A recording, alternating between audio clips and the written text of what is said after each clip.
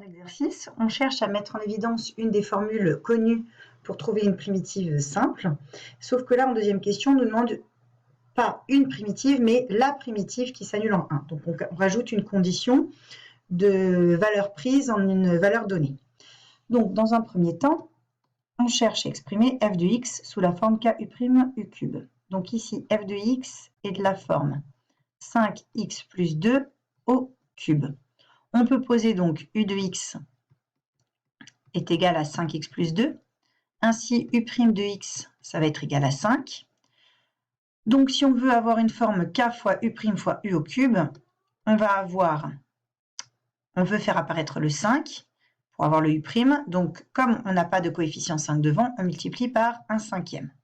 Donc, 1 cinquième fois 5 fois 5x plus 2 au cube.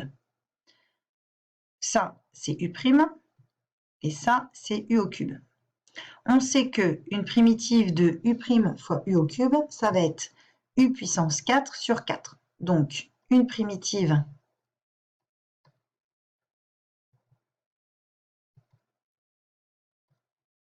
de f et grand F de x, qui vaut donc 5x plus 2 à la puissance 4 sur 4, et sans oublier le coefficient 1 cinquième. Donc, grand F de x est de la forme 1 vingtième fois 5x plus 2 à la puissance 4.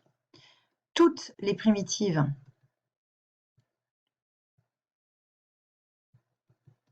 de petit f sont de la forme g k de x qui est égal à grand F de x plus une constante k réelle.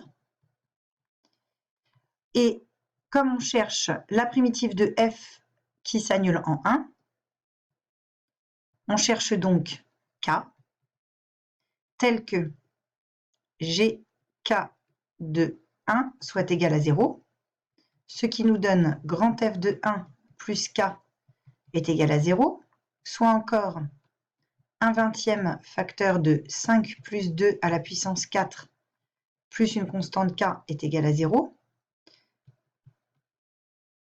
On a donc 1 vingtième fois 7 à la puissance 4 plus k qui est égal à 0. Donc si on prend 7 à la puissance 4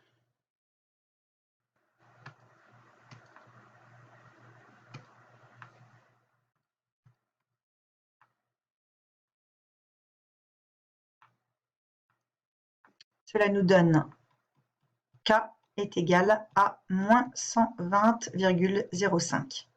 Et donc, la primitive de f qui s'annule en 1, c'est la fonction g de x qui va être égale à 1 vingtième facteur de 5x plus 2 à la puissance 4, moins 120,05.